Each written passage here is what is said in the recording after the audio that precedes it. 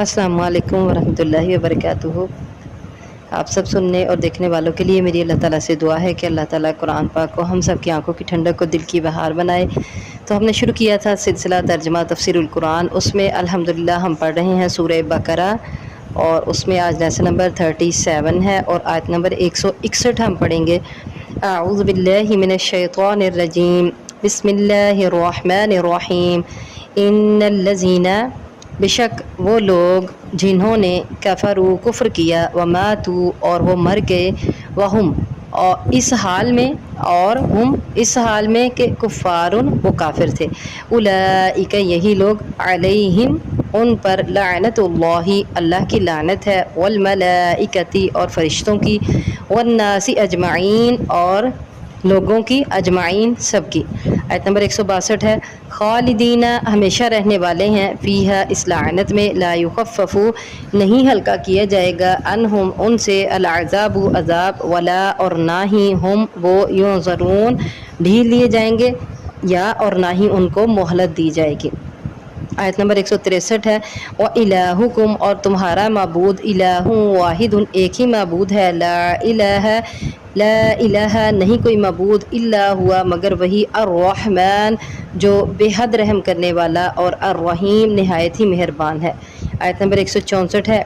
इन बेशक फ़ी खल्क़िस समावाती आसमानों की पैदाइश में या पैदा करने में, वल अर्ज़ी और ज़मीन के पैदा करने में, वख्तिलाफ़ी और बदलने में, वख्तिलाफ़िल लैली रात के बदलने में, वन नहारी और दिन के बदलने में, वल फुल्की और कश्तियों में, अल्लती वो जो, तजरी चलती हैं, फिल बहरी समंदर में, बिमा उस चीज़ को लेकर जो, यनफ़उन्नास नफ़ा देती है लोगों को, वमा और जो, अंज़लल्लाहु उतारा या नाजिल किया अल्लाह ताला ने, मिनस समाई आसमान से, मिम्मा इन पानी से या पानी, फ़अहया तो ज़िंदा किया उसने, बिही इसके साथ, अल अर्दा ज़मीन को, बादा बाद मौती है उसकी मौत के बाद, वबस्सा और फैला दिए, फ़ीहा इसमें यानी ज़मीन में, मिन कुल्ली दाब्बतिन हर तरह के जानवर, हर किस्म के जानवर, व तसरीफ़िर रियाही और फेरने में या बदलने में, अर्रियाही हवाओं के, व सहाबी और बादलों के, अलमुसख्खरी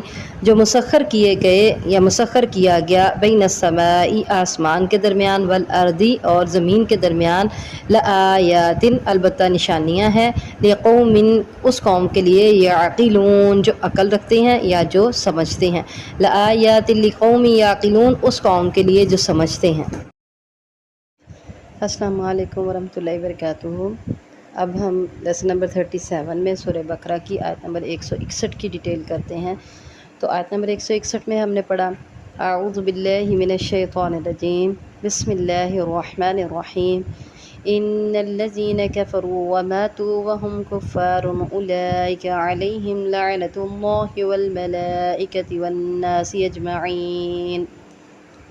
बेशक वो लोग जिन्होंने कुफ्र किया, व मातू और मर गए, इस हाल में कि वो काफिर ही रहे, कुफ्र की हालत में मर गए। पीछे हमने पढ़ा उन लोगों के बारे में जो अल्लाह की आयत को छुपाते हैं, तो उन पर अल्लाह की लानत है, फरिश्तों की लानत है और सब लानत करने वालों की लानत है। लेकिन अगली आयत में, आयत नंबर 160 में अल्लाह ताला ने इरशाद फरमाया, मगर वो लोग जिन्होंने तौबा कर ली, यानी जिन्होंने अल्लाह से तौबा कर ली, अपने आप की, अपने आमाल की इस्लाह कर ली, और जो बात वो छुपा रहे थे उसको खोल कर बयान कर दिया, तो अल्लाह ताला उनकी तौबा कबूल करने वाला है। अब अगली आयत 161 में भी इसके साथ अल्लाह ताला इरशाद फरमाते हैं, लेकिन वो लोग जिन्होंने तौबा कर ली थी उनका तो पिछली आयत में गुजर गया, और इस्लाह भी कर ली, बयान भी कर दिया जो छुपा रहे थे, तो अल्लाह ने उनकी तौबा कबूल की।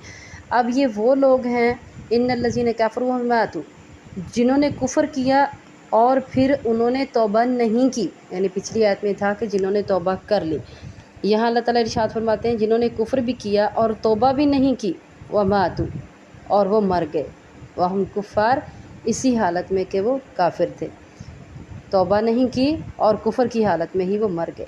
उलाइका अलैहिम लानतुल्लाहि वल मलाइकति वन नासी अजमाइन, तो यही लोग हैं उन पर अल्लाह की लानत है, फरिश्तों की लानत है और लोगों की, सब की लानत है, सब लोगों की लानत है। तो अल्लाह की लानत कैसी है ये हमने पीछे भी पढ़ा کہ وہ ملعون شخص جس پر اللہ کی لعنت ہے، اس کا مطلب یہ ہے کہ اللہ تعالیٰ اس کو اپنے پاس سے اور اپنی رحمت سے دور کرتا ہے۔ اور دوسرے فرشتوں اور لوگوں کی لعنت کا مطلب کیا ہے کہ وہ بھی اس کو اللہ تعالیٰ سے دور کرنے کی دعا کرتے ہیں۔ اگلی آیت میں، آیت نمبر 162 میں اللہ تعالیٰ ارشاد فرماتے ہیں خالدین فیہا، وہ ہمیشہ رہنے والے ہیں اس میں۔ لا یخفف عنہم العذاب، نہیں ہلکا کیا جائے گا ان سے عذاب، ولا ہم ینظرون، اور نہ ہی ان کو مہلت دی جائے گی، نہ ان کو ڈھیل دی جائے گی۔ تو وہ اس لعنت میں ہمیشہ ہمیشہ کے لیے رہیں گے۔ لا یخفف عنہم العذاب، ان سے عذاب بھی کم نہیں کیا جائے گا، اور نہ ہی ان کو کسی قسم کی مہلت دی جائے گی۔ آگے آیت نمبر 163 میں اللہ تعالیٰ ارشاد فرماتے ہیں وَإِلَٰهُكُمْ إِلَٰهٌ وَاحِدٌ لا الہ الا هو الرحمن الرحیم، اور تمہارا معبود ایک ہی معبود ہے، نہیں کوئی معبود مگر وہی بڑا مہربان ہے اور نہایت رحم کرنے والا ہے۔ پچھلی آیات میں حق بات کو چھپانا اور پھر اس پہ توبہ کر لینے والوں کا کیا انجام ہے، اور پھر توبہ نہ کرنے والوں کا کیا انجام، پڑھنے کے بعد اب اللہ تعالیٰ یہاں یہ ارشاد فرما رہے ہیں کہ سب سے اہم چیز جس کا اظہار کرنا ضروری ہے وہ کیا ہے؟ مسئلہ توحید۔ تو یہاں مسئلہ توحید کے بارے میں اللہ تعالیٰ بیان فرما رہے ہیں کہ تمہارا معبود سب کا ایک ہی معبود ہے اور وہی رحمان اور رحیم ہے۔ آگے آیت نمبر 164 میں اللہ تعالیٰ اس توحید کو بیان کرنے کے لیے اس کے دلائل کو بیان کر رہے ہیں، جو کہ 8 دلائل ہیں۔ اس آیت میں اللہ تعالیٰ ارشاد فرماتے ہیں ان فی خلق السماوات والارض واختلاف اللیل والنہار، بے شک زمین و آسمان کے پیدا کرنے میں، پہلی دلیل کیا ہے؟ زمین اور آسمان کے پیدا کرنے میں، اور پھر اینڈ میں ہم کیا پڑھتے ہیں لآیات لقوم یعقلون، نشانیاں ہیں اس قوم کے لیے جو سمجھتے ہیں، عقل رکھنے والی قوم کے لیے جو عقل رکھتے ہیں۔ تو زمین و آسمان کے پیدا کرنے میں عقل رکھنے والی قوم کے لیے نشانیاں ہیں، یہ پہلی دلیل ہے توحید کی دلیل، زمین اور آسمان۔ اب اس کو ہم نے سوچنا ہے، عقل سے سوچنا ہے۔ آگے مختلف جگہوں پر اللہ تعالیٰ نے ان 8 دلائل کو جو اس ایک آیت میں 8 اکٹھے بیان کیے ہیں، مختلف صورتوں میں اس کو الگ الگ بیان کیا ہے، ان سارے دلائل کو۔ تو مختلف جگہوں پہ مختلف انداز سے اللہ تعالیٰ نے بیان کیا اور بہت پیارے انداز سے بیان کیا۔ تو اللہ تعالیٰ ارشاد فرماتے ہیں کہ زمین اور آسمان کے پیدا کرنے میں دلائل ہیں۔ سوچیں، آسمان، اتنا بڑا آسمان بغیر ستونوں کے کھڑا ہے، یہ سوچنے والا ہی سوچے گا نا، عقل والا، کیونکہ اللہ تعالیٰ ارشاد فرماتے ہیں لآیات لقوم یعقلون، عقل رکھنے والی قوم کے لیے، سمجھنے والی، سوچنے والی قوم کے لیے اس میں نشانیاں ہیں۔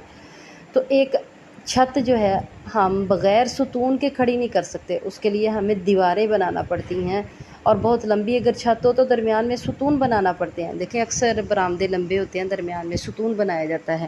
تو ایک چھت کو بغیر ستون کے ہم کھڑا نہیں کر سکتے، ایک مکان کو بغیر دیواروں کے ہم کھڑا نہیں کر سکتے، لیکن اللہ تعالیٰ نے اتنا بڑا آسمان بغیر کسی ستون کے، بغیر کسی پلر کے کھڑا کر دیا، اور پھر اس میں کسی قسم کی کوئی خرابی نہیں، اس میں کسی قسم کا کوئی شگاف نہیں، کوئی سوراخ نہیں۔ اور سورہ ملک میں اللہ تعالیٰ ارشاد فرماتے ہیں فارجع البصر هل ترى من فطور، دوبارہ دیکھو نظر کو لوٹا کر، هل ترى من فطور، کیا تم اس میں کوئی خرابی، کوئی فطور نظر آتا ہے؟ ایسا کچھ بھی نہیں۔ یہ آسمان اللہ تعالیٰ کی نشانیوں میں سے ہے۔ پھر اسی طرح زمین ہے، زمین کے نیچے پانی ہے، اور پانی کے اوپر اللہ تعالیٰ نے اس زمین کو ٹھہرا دیا، اور یہ اللہ کا ہی کام ہے۔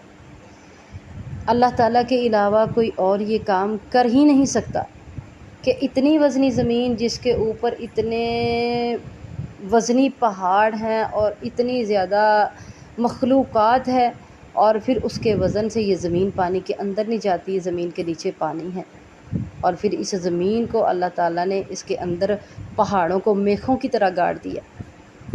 تو یہ زمین، اس میں بھی اللہ تعالیٰ کے طرف سے نشانیاں ہیں۔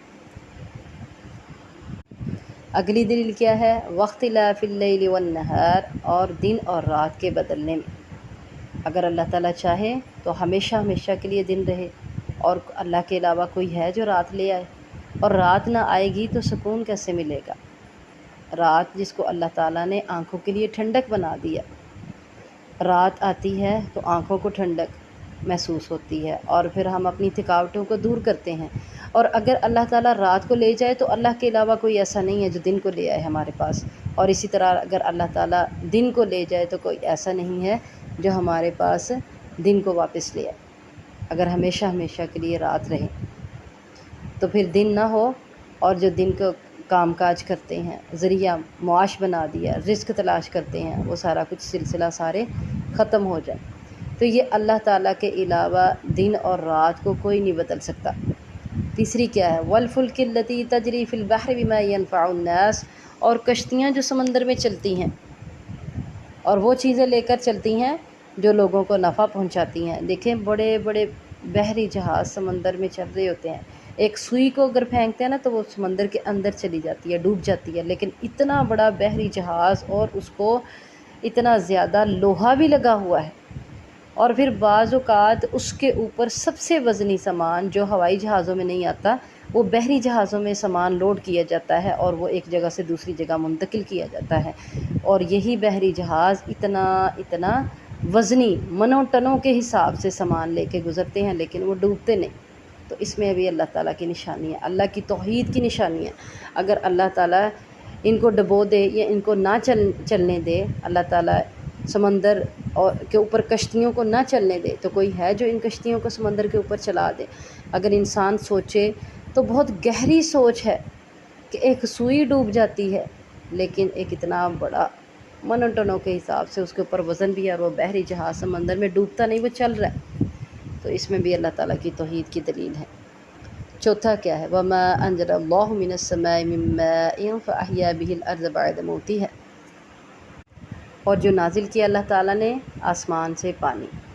اب آسمان سے پانی نازل کیا تو اس میں بھی اللہ تعالیٰ کی ہی توحید کی دلیل ہے کہ آسمان سے پانی نازل کرنا، بادلوں کا اکٹھا ہونا، آسمان سے پانی اترنا، کہاں سے اترتا ہے، کیسے اترتا ہے، یہ اللہ تعالیٰ کے علاوہ اور کوئی نہیں کر سکتا۔ انسان سوچے، عقل والی قوم جو ہے نا وہی اس کو سوچ سکتی ہے، اور پھر سوچ کے ایمان لانا لازم ہوتا ہے۔ اس کے بعد پانچویں دلیل کیا ہے؟ فَأَحْيَا بِهِ الْأَرْضَ بَعْدَ مَوْتِهَا، تو اس کے بعد زمین کو اس کی موت کے بعد زندہ کر دیا اس پانی کے ساتھ۔ یہ جو اللہ تعالیٰ نے پانی آسمان سے نازل کیا، اس پانی کے ساتھ اللہ تعالیٰ نے زمین کو اس کے بنجر ہونے کے بعد آباد کر دیا۔ یعنی زمین جب بنجر ہو گئی تو سمجھے وہ مردہ ہے، اس زمین کو اللہ تعالیٰ نے اس پانی کے ساتھ زندگی دی، اس پانی کے ساتھ اس کو آباد کر دیا، اس سے اس کے اندر پھل پھول اگ گئے۔ اور پھر زمین کی زندگی کیا ہے؟ زمین پر رہنے والی ہر مخلوق جو ہے وہ پانی سے زندہ ہے۔ پانی اور ہوا ہی پڑھتے ہیں نا ہم سائنس میں، تو ہر مخلوق پانی سے زندہ ہے، پانی کے بغیر زندگی نہیں ہے۔ تو اللہ تعالیٰ نے زندگی دے دی اس زمین کے اوپر، جب پانی نازل کیا تو ہر جاندار مخلوق کو زندگی دے دی پانی کے ساتھ۔ آگے چھٹی کیا ہے؟ وَبَثَّ فِيهَا مِن كُلِّ دَابَّةٍ، ابھی جو میں نے بات کی، اور پھیلا دی اس میں ہر طرح کے جانور۔ جب اللہ تعالیٰ نے آسمان سے پانی برسایا، مردہ زمین، بنجر زمین آباد ہو گئی، اور پھر اس کے اوپر اللہ تعالیٰ نے ہر طرح کے جانور پھیلا دیے، مخلوقات پھیلا دی، کیونکہ جب پانی ہے تو پھر وہاں زندگی بھی ہے۔ وَتَصْرِيفِ الرِّيَاحِ وَالسَّحَابِ الْمُسَخَّرِ، وَتَصْرِيفِ الرِّيَاحِ، یہ ساتواں ہے۔ اور ہواؤں کے چلنے میں، ہواؤں کے بدلنے میں، یہ بھی عقل والوں کے لیے نشانیاں ہیں اس میں۔ تو ہوائیں کس طریقے سے چلتی ہیں؟ ہم کہتے ہیں جی یہ مونسون ہوائیں چل رہی ہیں، یہ فلاں ہوائیں چل رہی ہیں، یہ فلاں ہوائیں چل رہی ہیں، یہ ساری جو ہوائیں چلتی ہیں، اور پھر کس طریقے سے وہ بادلوں کو اکٹھا کرتی ہیں، اور پھر کس طریقے سے وہ بادل بارش برساتے ہیں، یہ سب اللہ تعالیٰ کے علاوہ اور کوئی نہیں کر سکتا۔ آٹھویں دلیل کیا ہے؟ وَالسَّحَابِ الْمُسَخَّرِ بَيْنَ السَّمَاءِ وَالْأَرْضِ، اور بادل جو مسخر کیا گیا ہے زمین و آسمان کے درمیان، لآیات لقوم یعقلون، اس میں نشانیاں ہیں اس قوم کے لیے جو سمجھتے ہیں، جو عقل رکھتے ہیں۔ اب یہ بادل جو زمین و آسمان کے درمیان مسخر کیے ہوئے ہیں، اوپر آسمان ہے، نیچے زمین ہے، اور اس کے درمیان میں بادل ہیں، اور اس سے پہلے اللہ تعالیٰ نے تذکرہ کیا وتصریف الریاح، یہ ساتویں دلیل تھی کہ ہواؤں کے بدلنے میں، یہ ہوائیں جب بدلتی ہیں اور پھر یہ ہوائیں اپنے اندر آبی بخارات کو اکٹھا کرتی ہیں، اور یہ آبی بخارات بادلوں کی شکل اختیار کرتے ہیں۔ یہ ایک جو ہے نا ہم لوگ شروع سے پڑھتے آئے ہیں، تو پھر اللہ تعالیٰ ان بادلوں کو مسخر کر دیا اللہ تعالیٰ نے زمین اور آسمان کے درمیان۔ یہ بادل الحمدللہ اللہ تعالیٰ نے اس قدر مضبوط نظام بنایا ہے کہ یہ زمین پہ نہیں گرتے. ہے کوئی بادل کبھی گرا ہو زمین پہ؟ تو اللہ تعالیٰ کا یہ بہت پیارا نظام ہے، اللہ کے علاوہ کوئی اس نظام کو نہیں چلا سکتا. اور اگر دیکھیں تو ان بادلوں کو جب کبھی آپ گہری نگاہ سے دیکھیں نا تو اس بہت خوبصورتی نظر آتی ہے ان میں، بہت خوبصورتی. اور بادلوں کو جب آپ معائنہ کریں، کبھی بیٹھ کے فارغ ہوں نا، تو بادل آ رہے ہیں جا رہے ہیں، دوڑیں لگاتے ہوئے ہمیں نظر آ رہے ہوتے ہیں. کبھی ایسا لگتا ہے پانی لے کے آ رہے ہیں، وہ برساتے جاتے ہیں پانی. تو بس جتنا بھی سوچیں یہ سب اللہ تعالیٰ کی توحید کے دلائل ہیں، اور اس میں کیا ہے، عقل والوں کے لیے دلائل ہیں.